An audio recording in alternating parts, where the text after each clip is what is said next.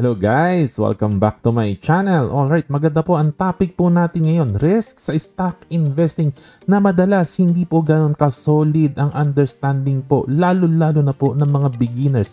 Kaya kailangan mapakinggan nyo po ito dahil bihira po itong natatopic. Pag-usapan po natin. Stay tuned!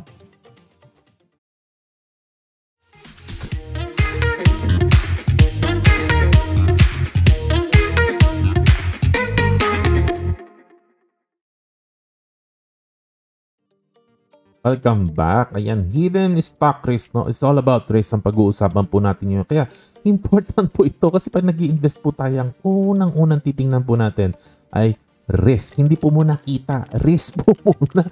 Puro kita iniisip po niyo. Paano kung mawala lahat ng puhunan niyo? Yari kayo dyan, no?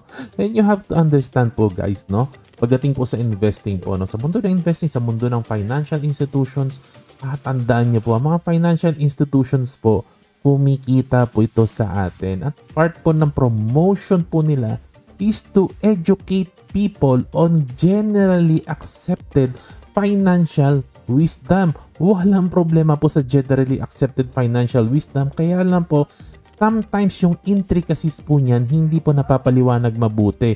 What is generally accepted wisdom ay hindi po always true. Sometimes 99% true. Pero yung 1% na hindi siya true, kailangan naiintindihan po natin yan. Okay po ba? Kaya generally, okay lang naman sa akin na yung mga generally accepted na knowledge tinuturo. Walang problema po yan. Ang hindi ko po talaga nagugustuhan yung oversimplification. Simple na nga, lalo pang pinasimple na namamali na. Yun ang problema no? Hindi na po nabibigyan ng hustisya yung concept po, no? Kaya lalo-lalo na risk ang pag-uusapan. Naku, napakadelikado po niya, no? At ito po yung isa po sa sa talagang issue ko na na tinuturo ng maraming nagtuturo. Kung baka ba mayari tayo, no? Ano ba sinasabi nila? Safe assets are always safe. Ayan, may issue po ko dyan. Magkwentuhan po tayo, ha? O, konting example, konting daldalan po, no? Kasi kailangan niya po maintindihan, risk is counterintuitive. Counterintuitive po yan, John. Sometimes opposite po yan ng iniisip po natin. At may pagkakataon na opposite po yan ng generally accepted financial wisdom. Kaya kailangan alam po natin. Counterintuitive. Opposite minsan. Minsan, hindi lagi. Kaya kailangan alam natin kung kailan totoo at kailan hindi totoo. Okay, pag-usapan natin ang mga risk, ha? O, mula muna sa hindi financial, ha? Sa totoong mundo po muna. Halimbawa po ang kalsada po.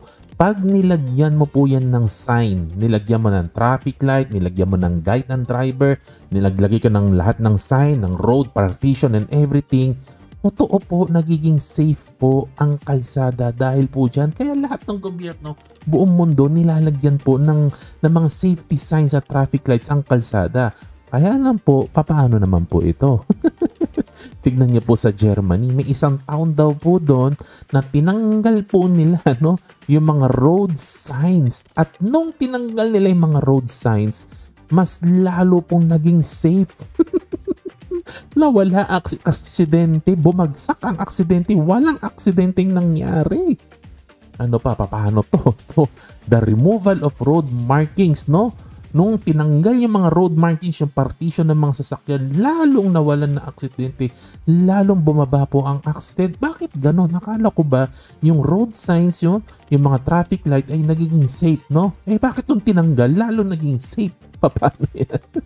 Paano nangyari yan? Sinasabi ko sa inyo, counterintuitive. Ganito po kasi yan. Walang road markings, walang traffic light, bumaba ang accident. Bakit? Kasi syempre, alam ng mga driver, no? Nagdadrive kang ganun, walang sign, walang kahit ano. Alam mo, wala kayong guide lahat. So anong ginawa ng mga driver? Lalo po silang nag-ingat lahat. At yung pag-iingat ng mga driver, dahil wala nga sign laging naging safe po ang kalsada. Nakukuha po ba ninyo? Okay, another example, baliktad naman ito. Yung climbing nyo, kung mahihilig po umakyat po dyan sa mga bundok, mga ganyan, no? Ang sabi po nila, every few years po, nag-i-improve ang climbing gear. It becomes safer and safer kasi they discover new technology, new material, kaya lalo nagiging safe po, no, ang climbing. Sabi po nila, no, okay, hindi po ako expert po dito sa may climbers sa inyo, no, pakwento naman po sa ba. Ito, napakinggan ko lang po ito. I-share ko mamaya kung saan ko napakinggan po ito, no. Kaya lang, since matibay po ang equipment po, hindi po nagbabago ang accident rate at minsan mataas pa. Eh bakit gano'n? Nagiging safe yung gear, yung materials, no, na ginagamit ng mga climbers. Bakit nagiging dangerous at hindi bumababa ang accident? Bakit gano'n? Ayun. Bakit? Kasi po nagiging kampante ang mga climbers dahil tiwala sila sa kanilang mga equipment at nagiging mas matapang pa sila to do more dangerous thing. Kaya po nawawalan ng saysay ang pagiging safe ng gears po nila kasi nga they are taking more risk, mas nagiging reckless sila sa kanilang ginagawa. Kabaliktaran po dun sa road dahil po hindi naging risky yung road, nag-ingat ang mga driver. Nakukuha po ba ninyo? So in short, kulang na sabihin po natin na safe ang isang bagay just because they are safe. Hindi po, kulang po yan. Kasama po yung behavior ng tao na gumagamit po niyan kung risky po yan o safe. Nakukuha po ba ninyo? Hindi po enough yung bagay kung safe ba siya o risky. Yung behavior po nating mga tao. Okay, may kasabihan nga naalala ko isang pelikula, no, nung pelikula ni Jet Li. Sabing ganun, guns don't kill people, people kill people. Yung tao minsan ang may problema. So, ang ibig ko po sabihin, kung tayo po ay syunga-syunga, kung tayo po ay tatanga-tanga po talaga, no, kahit anong safe po ng isang bagay, kung tayo po ay loko-loko, nagiging risky and dangerous po yan. Kung tayo po ay wala sa katinuan talaga, no? At talagang napaka talaga ng kokote po natin. Napakatapang po natin sobra. So kahit anong safe ang gawin po niyan, nagiging risky and dangerous po yan, no? Okay. Ngayon, no, kung sobrang ingat natin, no, maingat po tayo. Minsan kahit risky po yung ginagawa natin, no? Halimbawa may mga trabaho na risky eh. Yun lang sa construction, risky po yan eh. Pero minsan nagiging safe po yan kasi nag-iingat po sila. May hard hat, no? May equipment, lahat ng protocol sinusunod nila. May safety officer pa. So sometimes nagiging safe po yan kahit risky yung ginagawa po natin. Yun po ang ibig kong sabihin at bibigyan ko po kayo ng mga example. Noong 2007 and 2008 financial crisis, ano ang pinagmulan po niyan? Isyo-shortcut lang po natin. Mahabang usapan po ito pero isyo-shortcut lang po natin. Ano ba ang generally accepted na safe asset sa buong mundo? Kahit sinong tanongin mo, kay matanda, kay bata, lahat alam po ito. Real estate ang pinaka-safe na asset sa buong mundo. Bakit? Kasi yung langit hindi na po gumagawa ng karagdagang real estate. Kung ano yung nakikita mo dyan, yan na yun. Not unless pupunta tayo sa Mars at doon tayo kukuha ng real estate. Ayun, pwede madagdagan. Pero dito sa Earth, yan na po yun. Kung ano nakikita mo, yan na po yun. So, scarce po talaga yan. Kaya generally accepted, safe na safe ang real estate. Eh, ano nangyari? Totoong safe ang real estate pero inabuso ng tao at nagkaroon ng real estate bubble. Ayun, ginawa ng security, mortgage-backed security, nagkaroon ng collateralized debt obligation, nagkaroon ng derivative on derivative, mas malaki pa yung derivative kaysa sa underlying instrument. Sorry, medyo technical lang po ha. Nagkaroon ng extreme leverage, utang, ang dami-daming utang. Bakit? Saan ginamit yung utang? Pinambili ng ng mga securities na back ng real estate. Eh bakit ganon? Eh safe eh. Safe yung nasa likod eh. Kahit anong gawin natin, safe yan. Kasi ang nasa likod yan, real estate, no? Kahit na abusuhin natin, walang mangyayaring masama. Kasi safe na safe ang nasa likod niya, real estate. O yun, walang check and balance. Kaya ano nangyari? Boom! Sumabog at muntik na nasunog ang economy at ang market sa buong mundo, no? Kung hindi lang po ito nagawan ng paraan ay kawawa po ang lahat ng tao buong mundo po, no? Okay, yun ang nangyari po noong 2007 and 2008 financial crisis. At ibang story naman po tayo, puro kwentuhan lang po tayo ngayon para maintindihan niyo yung point natin, no? Look at bonds, no? Bonds. Alam niyo na po yung bonds, o corporate bonds, no?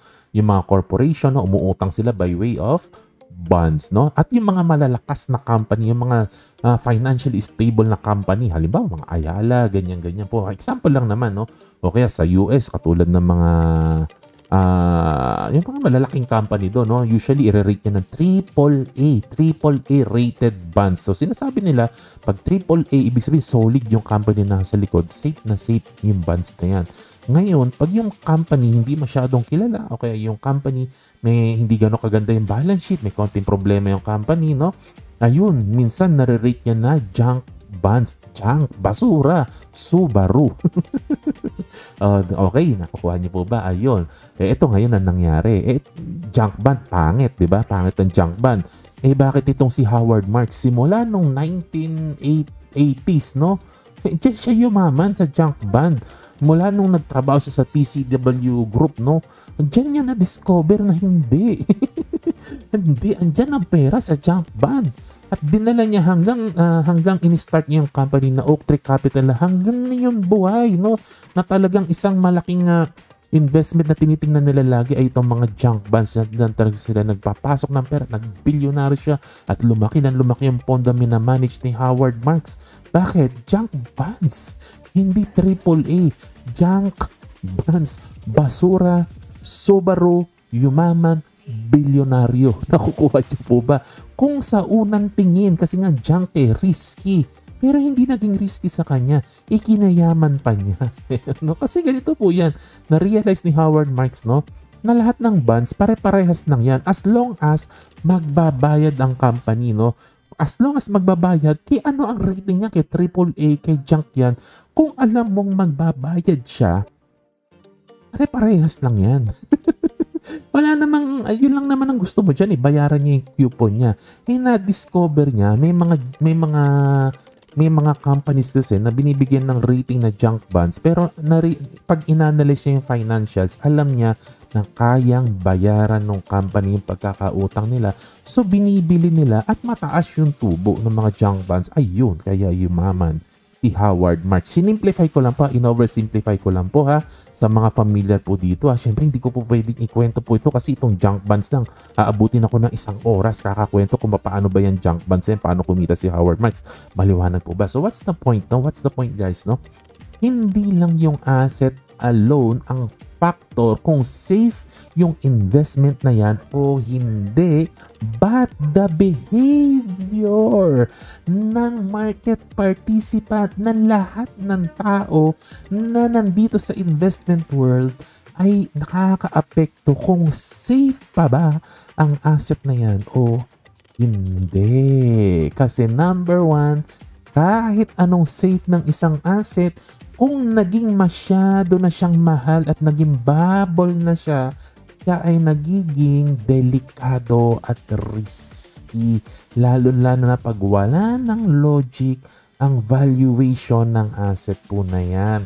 Katulad po ng sinasabi ni Howard Marks, yung Nifty 50 noong 1960s and 1970s. Meron dinefine ng market na 50 stocks sa US na large cap, na blue chip, pinakamalalaki, pinaka-fast growing. Ito daw ang pinaka-solid talaga sa lahat. Sa lahat ng pag-i-investan mo, ano nangyari sa Nifty 50? Binili ng tao hanggang yung valuation niya ay wala na sa katotohanan, naging sobrang mahal na niya. Kaya sabi ni Howard Marks, it came to a point na bumagsak ang value ng Nifty 50, no? By as high as 90%, no? In under a decade, kung hindi po ako nagkakamali. Kasi nga po, they were priced too high. Sobrang mahal, naging bubble po ang presyo ng Nifty 50. Ano pa, yung US housing bubble, katulad ng sinabi ko kanina, no? Nagkaroon ng financial crisis noong 2007 and 2008 kasi nagbubble po, masyadong naging mahal ang real estate sa US na wala na po sa katotohanan ng presyo, kaya ayun, boom, panis. Okay? So point number 2, ito naman yung kabaliktaran, na kahit risky ang isang asset, kung napakamura naman niya, sometimes nagiging safe investment po siya. Okay, no? Konting halimbawa, example na para maintindihan niyo po, no? O halimbawa, binentahan ka ng kotse. Yes, yung kotse bulok. Yes, yung kotse kakarag-karag. Eh kung sobrang murang binenta sa'yo, halimbawa 5,000 lang, wala kang talo kasi pwede mong pwede mong i-drive o kaya ipahila mo, dalhin mo sa junk shop, mabebenta mo to ng 20,000, no? Kasi may kaibigan ako, ganyan ang ginagawa. Bibilin ng kotse, 5 to 10,000 yung hindi na gumagana. Tapos ibebenta sa junk shop, dinidistrong ka yan, no? Dinidisassemble, tapos binebenta sa mga pagbebenta. Nakukuha niyo po ba? Pagmura. Pagmura, kahit pangit, kumikita ka pa rin, no? Yun. And ito, katulad nga rin po, no? Katulad ng kwento ko sa iyo kanina, no? Kay Howard Marks, itong mga junk bonds. Sinabi nga niya, napanood ko sa isang video niya, kumita siya nung financial crisis, no? May binili siyang mga junk bonds. Hindi ako nagkakamali, no? Pagkakaalala ko sa kwento niya, no? 2009 yata nabili, no? Bumili siya ng junk bonds, no? Struggling company. So talagang nag-escape. Ayaw ng tao. Ayaw ng tao ng bonds nila.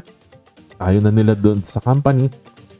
Bitili ni Howard Marks kasi alam niya may chance na makarecover at tinulungan nila yung company na talagang makarecover financially. And after 2 years, no, ang profit ni Howard Marks sa position na yan ay 22x lang naman, times 22 ng kanyang puhunan. Ayun, kahit na sabi mong pangit ang sabi nila, eh kung sobrang mura naman, minsan kikita ka pa rin. Okay, so 2 factors po yan. Pag sinasabi pong risk, 2 factor po yan. Yung asset, no, yung quality ng asset, totoo naman po. Yung quality ng asset, syempre, nakaka-apekto kung safe or risky. No? Okay? Pangalawang factor, yung price, yung presyo niya. Kung nasa katotohanan pa ba o wala na sa katotohanan. Kasi kung wala na sa katotohanan, kahit anong quality pa ng asset na yan, nagiging risky po. Iyan. Yun lang naman po ang point ng video po na to. Be sensitive po sa price po ng isang asset. Kasi minsan nakakabwisit lang po sobra. Sobra nakakabwisit, no? Lalo-lalo na pag may bull run, biglang lumilipad ang market. Kahit nung 2018, no? Nung PSEI kasi nung 2018, kung hindi ako nagkakamali, naging 9,000 pesos. No? Ang sobrang taas, sobrang mahal.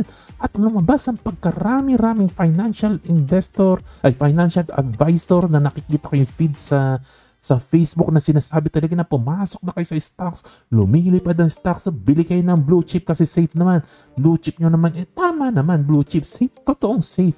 Pero depende sa context. Pag ganyan na po kamahal, 9,000 yan nung araw, 2018, kahit sino pong may experience na po sa market, alam po na dangerous level na po yan. Regardless kung ano ang bibili ninyo, kay blue chip o anong chip pa yan, no? Kay potato chip po yan, dangerous level na po yan noong 9,000 po yan. So, ganun lang naman po, no? Ang kwento-kwentuhan natin. So, be careful, guys, no? Know your risk. Kasi sometimes, it is very, very counterintuitive. So, gusto ko po maging ano po kayo, familiar po kayo sa mga risk, no? Para po, medyo maganda ang takbo ng ating investment, no? At ang lesson po natin yun, nanggaling po sa video ni Howard Marks, no? How to think about the risk, no? Tingnan niyo po yung kanyang YouTube channel, Oak Tree Capital. So pumili lang ako ng ilang lesson dito. Maraming angle ito. Pumili lang po ako ng isa at yun ang pinresent ko po sa inyo. No? At basahin niyo na po ang mga disclaimer po natin. Salamat po sa inyo. Like, share, subscribe. As always, kwentuhan tayo sa baba. Happy investing, guys. Salamat sa support ninyo. To God be the glory. God bless. Bye-bye.